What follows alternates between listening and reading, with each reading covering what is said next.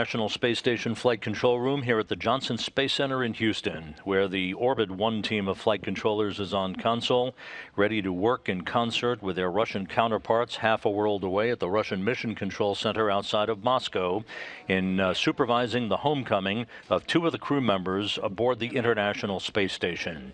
Here in the flight control room here in Houston, two Soyuz veterans are on console here to supervise this morning's activities on the flight director and Capcom consoles.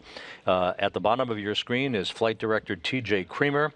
Creamer, a former astronaut, now a flight director, who flew on Soyuz TMA-17 during expeditions 22 and 23, launching in December of 2009, returning in a Soyuz vehicle in 2010. To his right is veteran astronaut Aki Hoshide of the Japan Aerospace Exploration Agency, who himself flew up and down to the International Space Station, not only on a space shuttle mission, but also on Soyuz TMA-05M in 2012 as part of the Expedition 32-33 cruise. Creamer, of course, the flight director who will supervise activities here in the Mission Control Center throughout the course of this morning's landing activities. The landing itself supervised, as we mentioned, by Russian flight controllers. You're looking at a view from a balcony camera at the cavernous Space Station Flight Control Room at the Mission Control Center in Korolyov outside of Moscow. That team of flight controllers will be talking directly to the Soyuz crew of Oleg Novitsky, the Russian cosmonaut from Roscosmos, and Thomas Pesquet, the French astronaut representing the European Space Agency. Novitsky and Pesquet launched aboard the Soyuz MS-03 vehicle back on November 18th last year. They are returning as a two-man crew. They launched with Peggy Whitson, the NASA astronaut, back last November. Whitson recently had her mission aboard the International Space Station extended under a mutual agreement by Roscosmos and NASA so that we could maintain a three-person crew on board the complex for the next 8 weeks before the launch of the next trio of residents to the International Space Station at the end of July, that being done to try to maximize science activities on board the International Outpost. The landing preparations to bring Novitsky and Pesquet home to the south-central steppe of Kazakhstan on a landing just over 7 hours from now at 9:10 a.m. Central Time, 10:10 a.m. Eastern Time, which will be 8:10 p.m. at the landing site just 1 hour before sunset. All those preparations are going along extremely well. The crew, Novitsky and Pesquet, have already activated the Soyuz systems. They have made initial systems checks to their vehicle.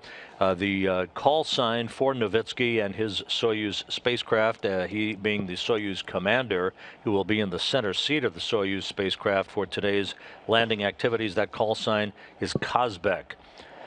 Pesquet, who will operate as board engineer number 1, will be in the left seat of the Soyuz spacecraft. The right seat unoccupied. Peggy Whitson's custom-made Soyuz seatliner was moved over to the Soyuz MS-04 spacecraft a few days ago. She will be returning home with Jack Fisher and the new space station commander, Russian cosmonaut Fyodor Yurchikhin, when they return to Earth in that Soyuz vehicle on September the 3rd.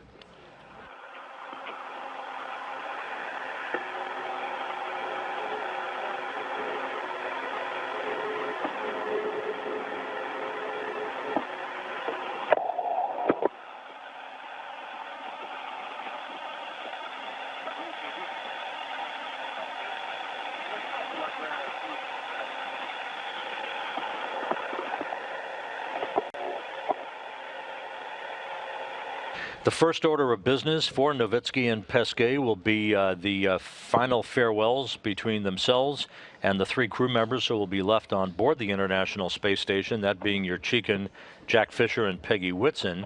The final farewells and hatch closure about 30 minutes from now. We are hoping to be able to see that activity. There will be a gap in downlink television capability from the International Space Station at the scheduled time of the hatch closure, but we'll get a replay of that if we have to a short time thereafter, but we'll certainly be tracking all of the activities associated with Novitzky and Pesquet saying farewell and climbing aboard the Soyuz spacecraft to begin final preparations with hatch closure. When it's all said and done at the end of the day today, Novitzky and Pesquet will have spent 196 days in space, 194 days aboard the International Space Station. They will conclude a mission that will have spanned 3,136 orbits of the Earth, a mission of 82.9 million statute miles. This is the end of Novitzky's second flight into space. With his 196 days on this flight, he will have logged 340 days in space on his two missions. Of course, for Thomas Pesquet, this is the end of his first flight into space, 196 days, as part of expeditions 50 and 51. Novitzky and Pesquet saw the arrival of 5 visiting vehicles on the International Space Station, and Pesquet, of course, conducted 2 spacewalks during his time on board, spacewalks totaling 12 hours and 32 minutes.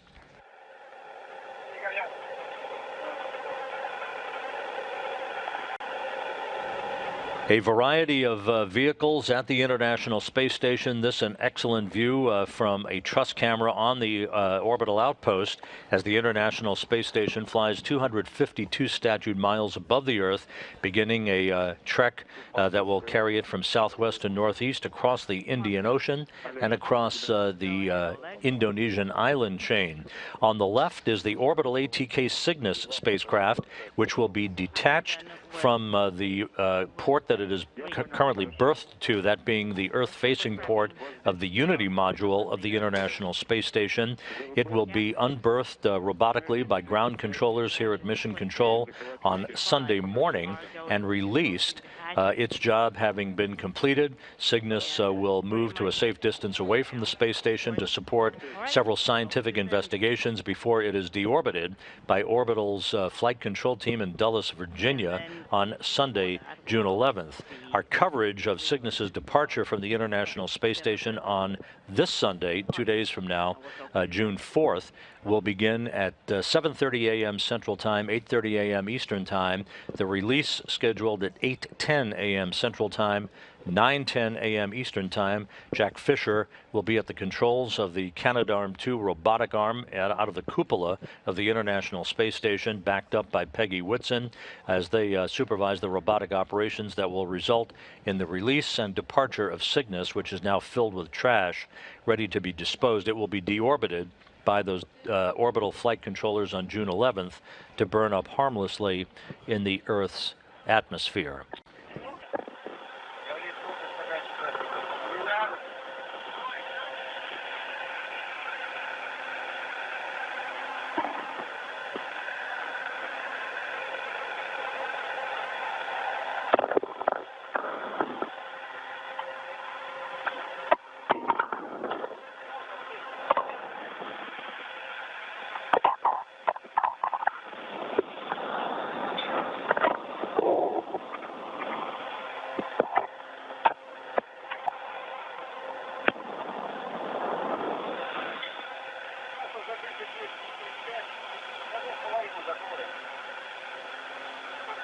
The crews is talking to each other, but they are inaudible and unintelligible.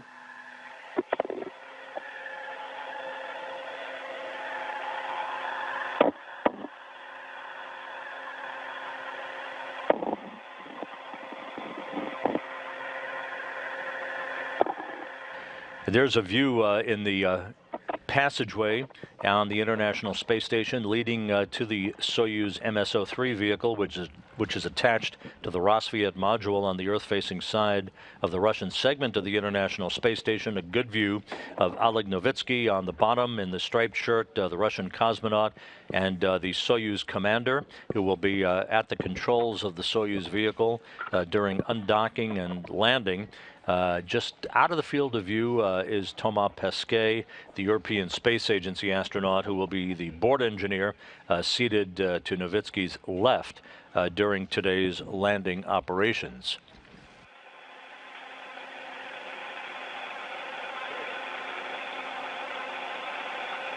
And there is a good view of the Soyuz MS-03. which will be undocking from the International Space Station at 5:47 a.m. Central Time, 6:47 a.m. Eastern Time.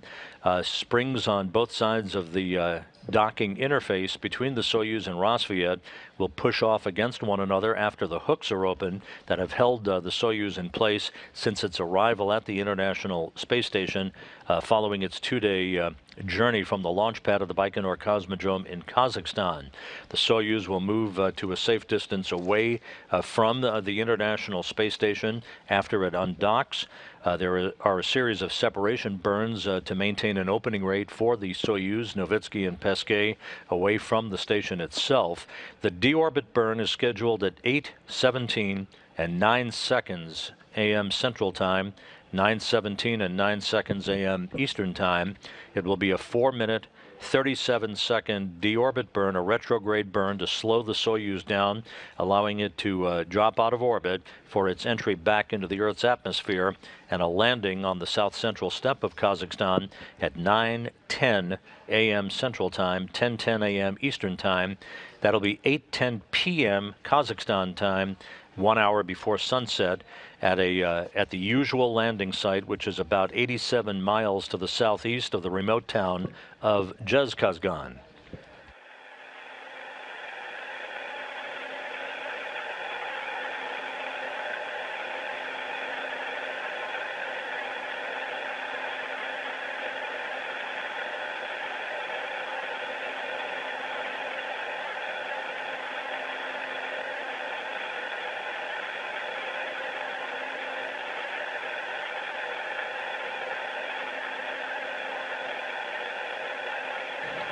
Once again, the camera being adjusted a bit in the small passageway leading from the Rosviet module to the hatchway of the Soyuz MSO-3 vehicle.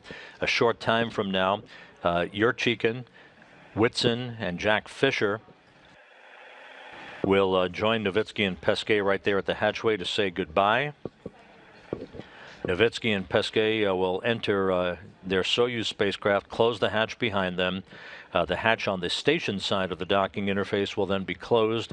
There will be a period of about an hour and a half or so of leak checks to make sure that we have a tight seal between the two vehicles at the docking interface. There you see Thomas Pesquet of the European Space Agency at the hatchway. That small vestibule between the station and the Soyuz will then be depressurized down to vacuum, setting the stage for the undocking command that will begin a 90-second process of opening the hooks that have held the Soyuz in place to the Rosviet module since the spacecraft arrived last November.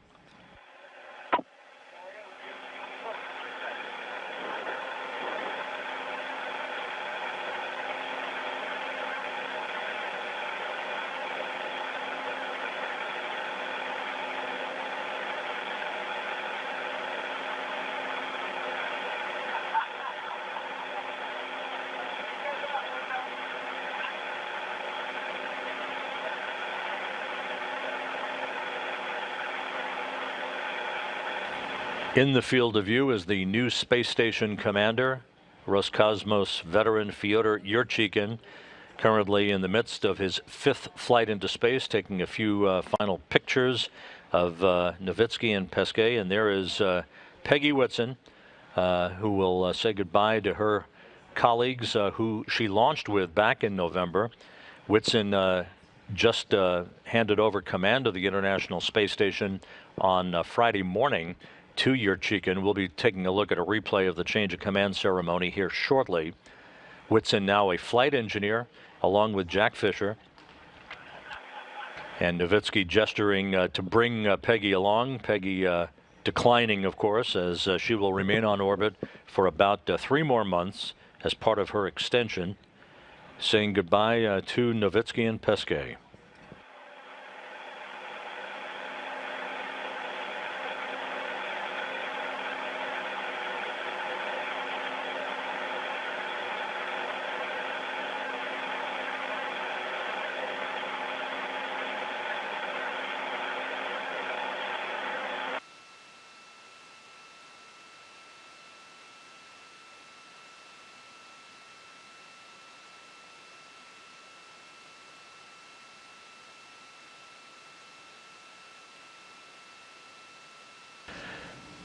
Because of the extension of Peggy Whitson's mission aboard the International Space Station, Nowitzki and Pesquet, as we mentioned earlier, are coming home today as a two-man crew.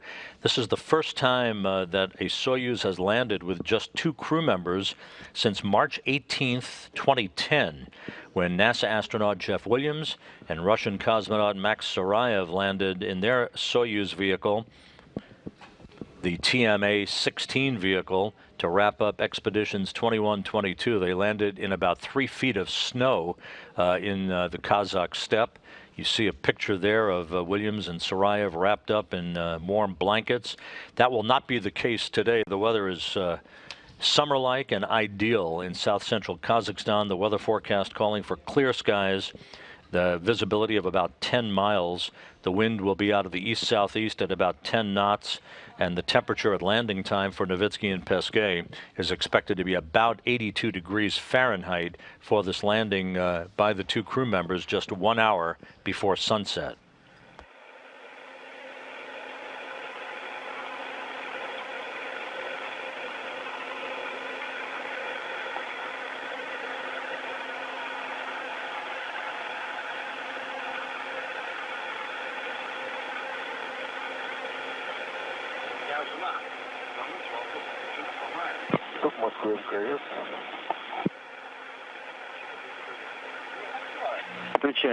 Moscow Station. Go ahead, Federal on Space Ground 2. As we wait for the resumption of a downlink TV capability from the International Space Station, let's take a look at in an animation as to how the events will unfold. The undocking is the first order of business. That will occur at 5:47 a.m. Central Time. The Soyuz will push away from the Rosviet module of the International Space Station.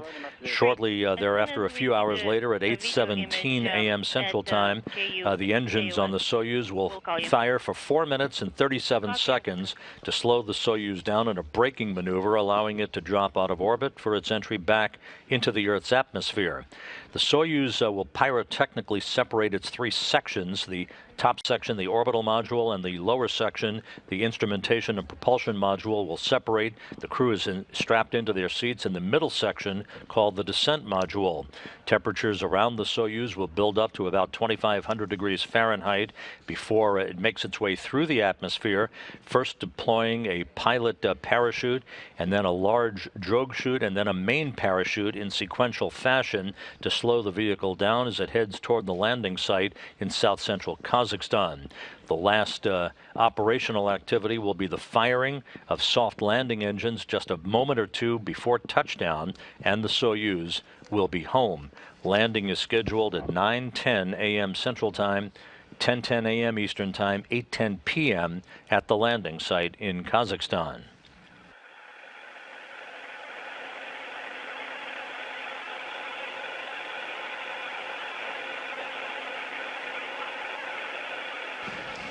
A NASA European Space Agency and Roscosmos Search and Recovery Force contingency has been in the staging city of Karaganda in Kazakhstan that you see to the northwest of the or the northeast of the landing site. They've been there for the past couple of days with preparations well underway. A series of Russian Mi-8 helicopters are now pre-staged in the town of Jezkazgan that you see just to the northwest of the landing site. The landing contingent consisting of a dozen Mi-8 helicopters, all-terrain vehicles, an Antonov 26 and Antonov 12 fixed-wing aircraft. It is the large Antonov 12 that serves as a flying command and control center for the relay of data and voice to the crew on board the Soyuz vehicle.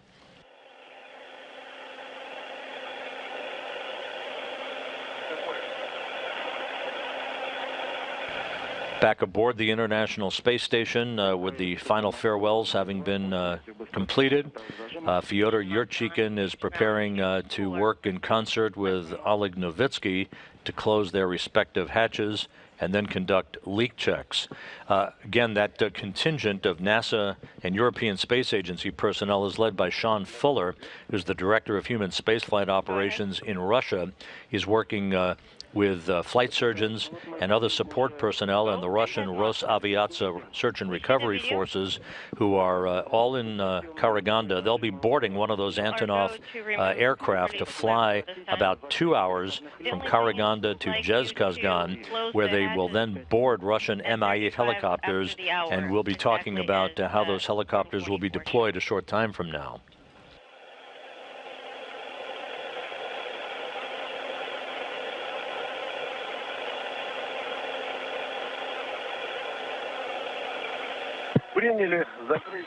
Copy. Hatch closure per form 24. Good readback. We will close the Soyuz hatch first, and then we'll close the station hatch. And did I get you right that the clamps can be removed at this time? A-firm. And work.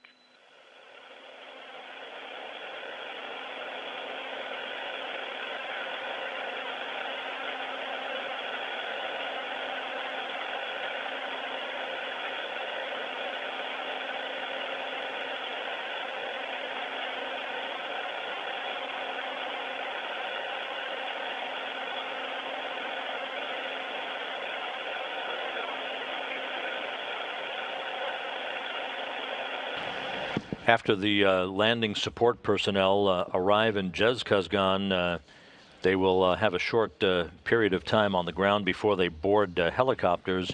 There are 12 Russian Mi-8 helicopters involved in the recovery process at the prime landing site and the ballistic landing site to the southwest of the prime landing site.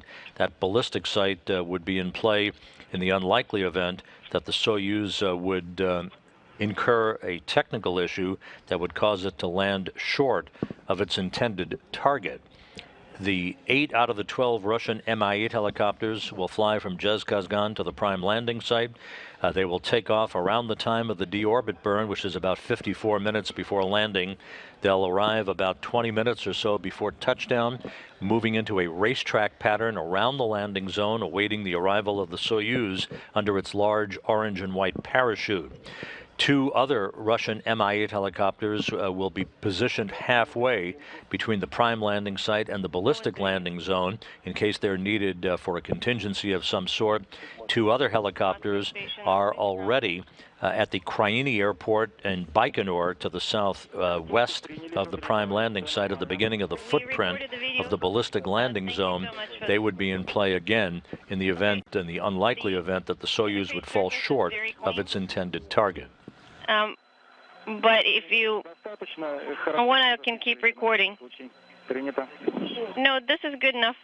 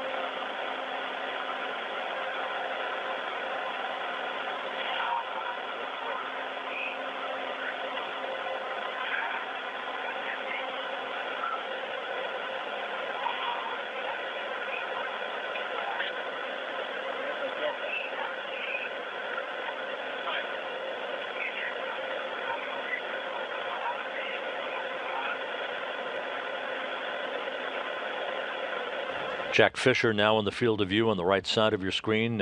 You're cheeking to the left as they take final pictures of their crewmates Novitsky and Pesquet, who are moments away from closing the hatch and beginning final preparations for their undocking about 3 hours and 23 minutes from now.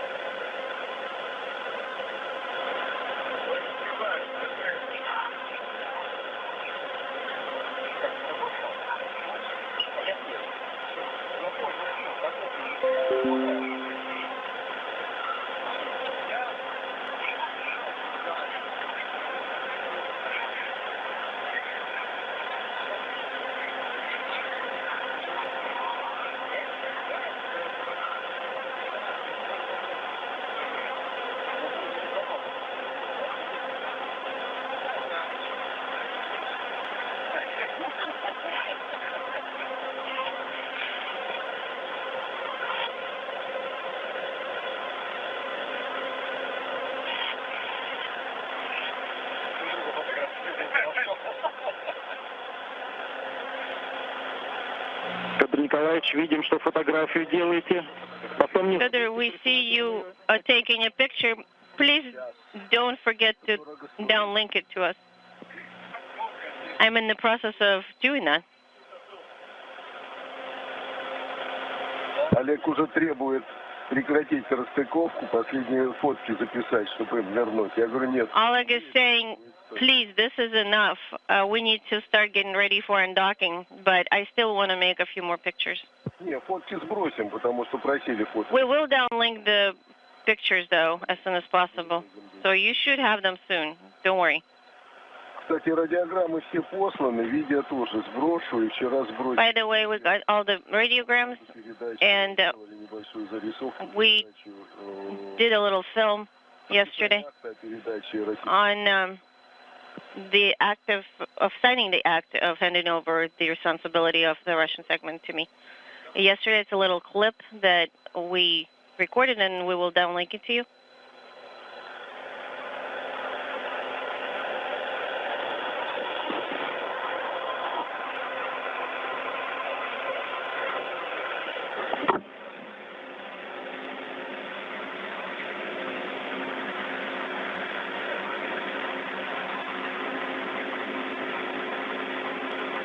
Continuing to watch video coming down from the passageway between the Rosviet module on the Earth-facing side of the Russian segment of the station and the hatchway leading to the Soyuz MSO-3 spacecraft.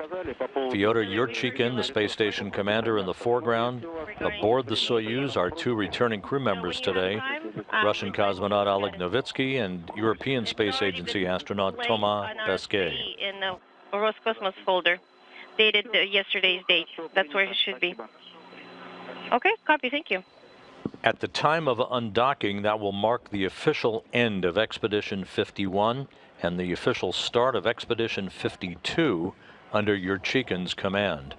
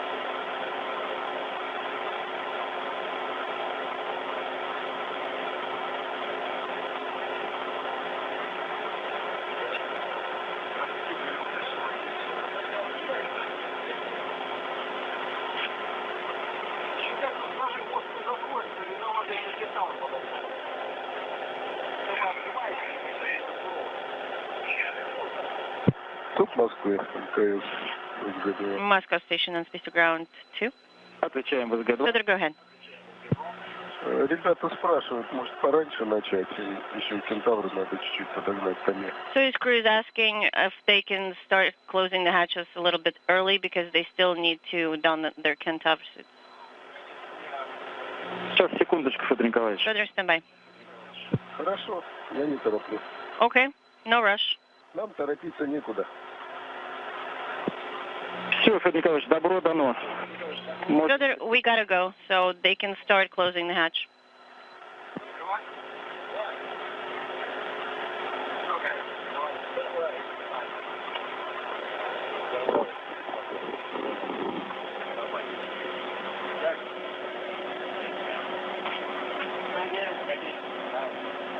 Take care.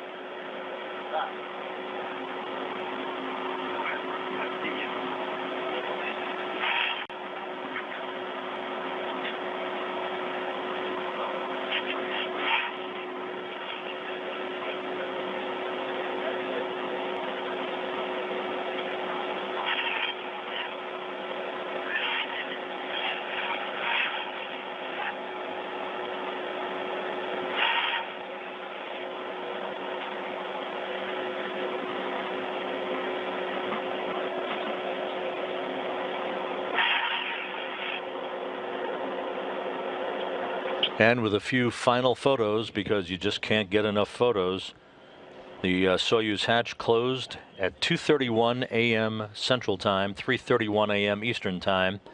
Fyodor Yurchikhin securing it on his side of the docking interface. The Rosviet hatch will swing shut a short time from now.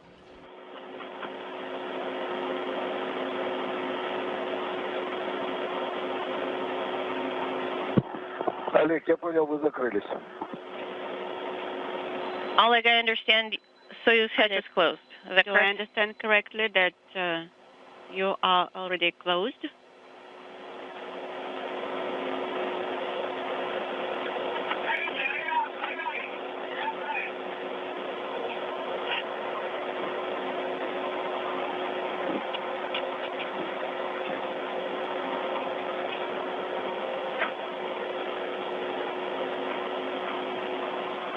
And the Rosviet hatch now closed at 2:32 a.m. Central Time. So the hatches are closed between the International Space Station and the Soyuz MS-03 vehicle.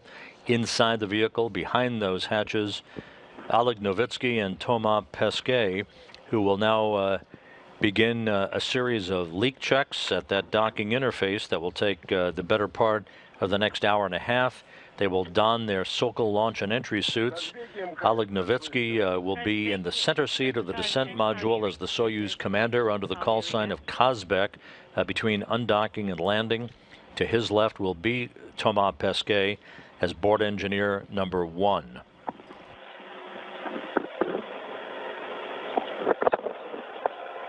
Казбеки МКС, как слышите? Kazbek, Kazbeki, this is Moscow. How do you read us?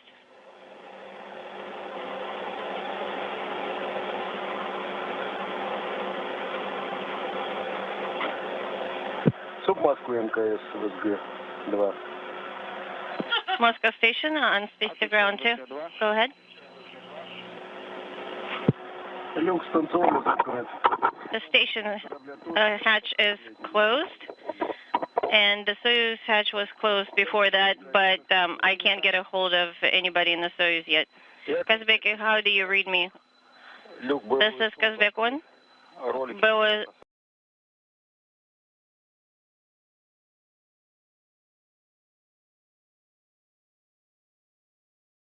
stowed, and the rollers are in place.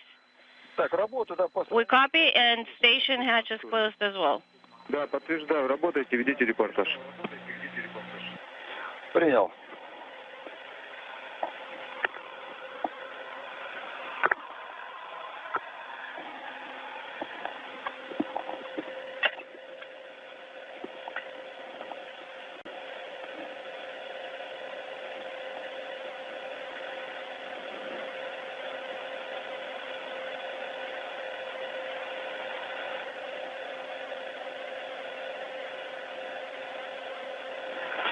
Команда Д7 выдана. Понял.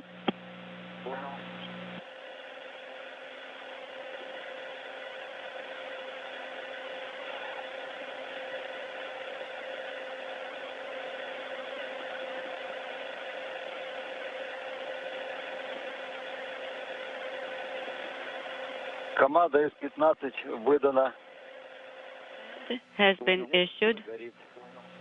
Fyodor Yurchikhin, the space station commander, continuing a few final steps on his side of the hatch and the docking interface between the Soyuz MSO-3 and the Rosviet module.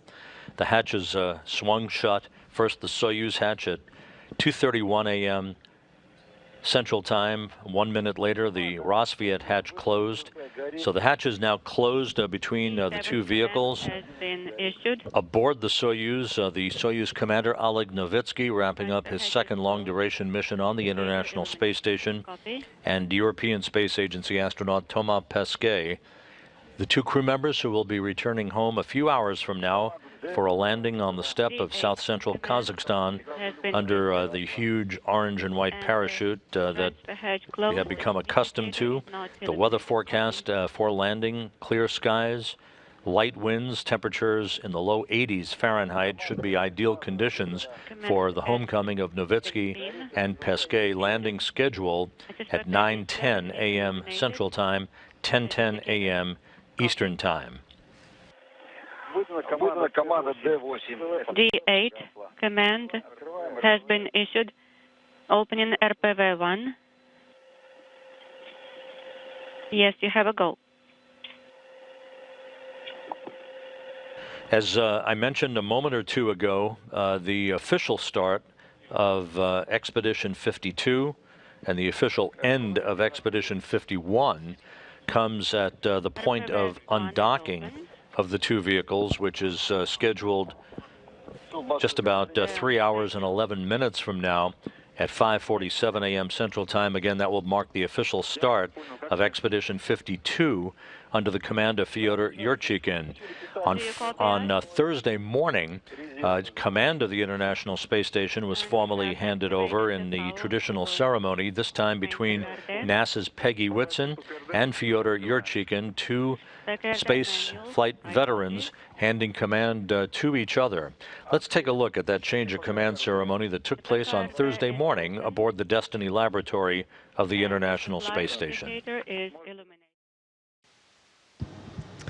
All right, well, everyone, welcome on board the International Space Station. Expedition 51 has been a very short increment, only 8 weeks long, but in that time frame we have conducted a lot of different things on board. We've been able to accomplish a lot, and I'm very proud of Expedition 51 for that. In that time frame, we performed one spacewalk to increase our scientific capability on one of the external platforms, but it was only as a result of some heroic work by the ground team and Thomas that actually got us out the door for that EVA to be successful. In addition, we also accomplished a spacewalk for getting a repair done on an external MDM. That MDM failed, and we had it repaired within 3 days. Another amazing event by our teams.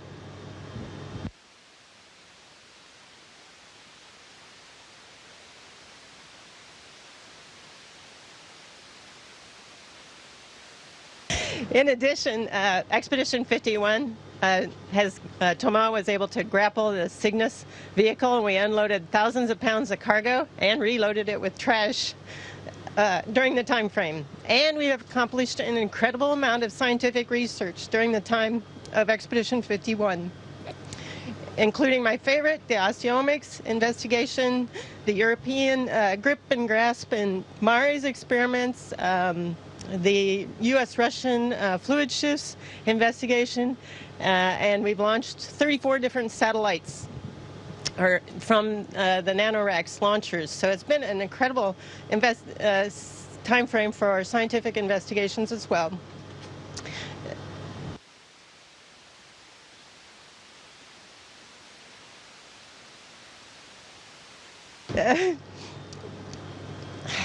We are, of course, going to miss Oleg and Thomas. They are exceptional astronauts.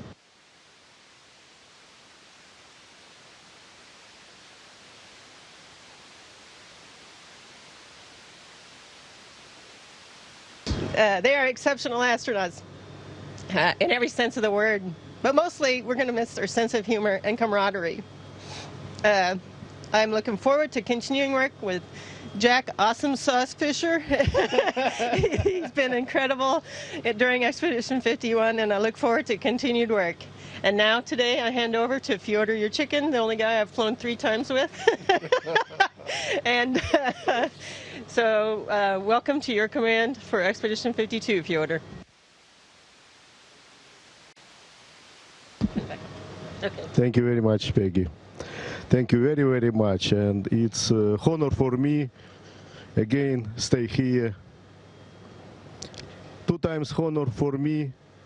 We continued our great program. The greatest, for me, it's the greatest program in the world. And 3 times honor for me, I stay with Peggy Whitson. It's 3rd time in space in this station. 15 years ago, we met together, just a little less than 15 years ago, we met together in her first flight and my first flight. In 2007, it was 10 years ago, just a little less. It was 2nd time, and now it's 3rd time. And it's honor for me, the first time I give the rule, Peggy, like first woman in space commander, station commander, she is. Yeah. Now Peggy continued his record with us. And it's honor for me and working with you, Peggy. It's exactly. And we use your experience in space, your soul, you're smart. And the greatest person, amazing person. Sometimes everybody say then Peggy is Iron Woman, Steel Woman. She is amazing woman, an amazing person in space. Thank you very much. You are with us. So, Houston, Huntsville, Munich, Tsukuba, and Moscow. Welcome on board to Expedition 52. We would like to say thank you very much, our friends of us, not only crews, Oleg and Toma, and have a good and safety return to home, return to ground, return to Earth planet, to our family, to your families, of course. And welcome on board. Now on board we will have 4 crew members in expedition. You have 1 Ted, 1 Peck, and 2 fish.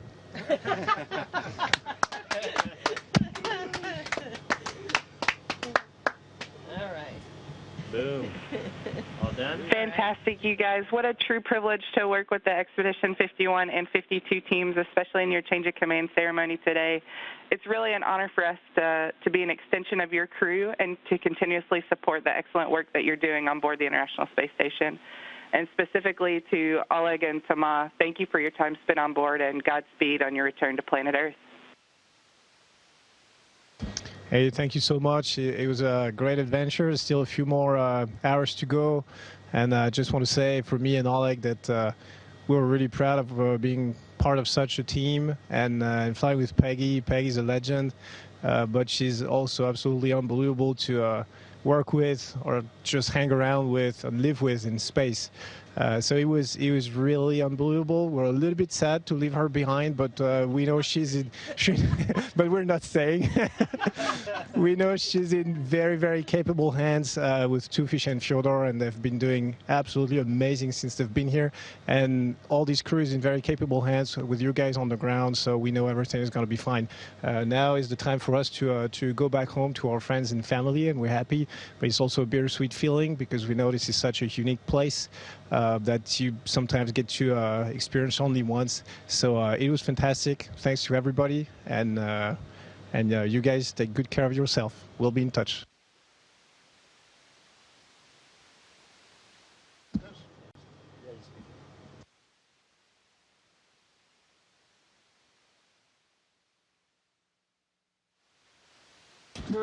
So thank you very much, everybody.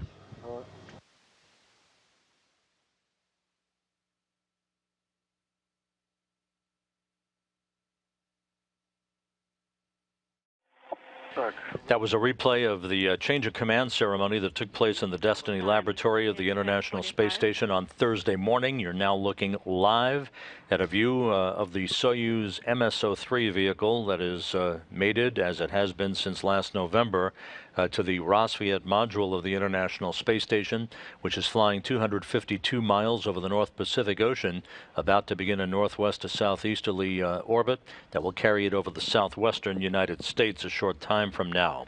Once again, Oleg Novitsky and Thomas Pesquet are aboard that Soyuz vehicle in the descent module, making final preparations. They are in the process of conducting leak checks on their side of the docking interface between the Soyuz and the Rassvet module. They will be working in concert with Fyodor Yurchikhin, who's doing the same on his side, the station side of the docking interface. Before the leak checks are complete. At that point, the crew will begin to suit up in their Sokol launch and entry suits and strap into their respective seats in the descent module. Novitsky in the center seat as the Soyuz commander. To his left is board engineer number 1 will be Thomas Pesquet. The right seat, of course, unoccupied, as Peggy Whitson remains on board as part of Expedition 52 with Fyodor Yurchikhin, the new station commander, and NASA's Jack Fisher.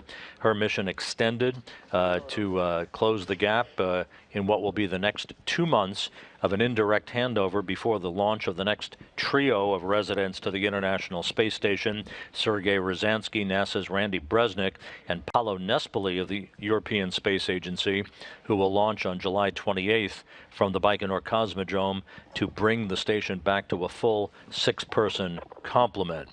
So with the hatches having closed, the Soyuz hatch closing at 2:31 a.m. Central Time, the Rassvet module having closed at 2:32 a.m. Central Time, we are pressing ahead just about 3 hours away from the undocking of the Soyuz from the Rassvet module, undocking scheduled at 5:47 a.m. Central Time. With that, we'll close out our hatch closure broadcast, the first of our 3 broadcasts throughout the course of the morning. We'll be back on the air at 5:30 a.m. Central Time, 6:30 a.m. Eastern Time for the undocking of Novitsky and Pesquet from the International Space Station. Until then, this is Mission Control Houston.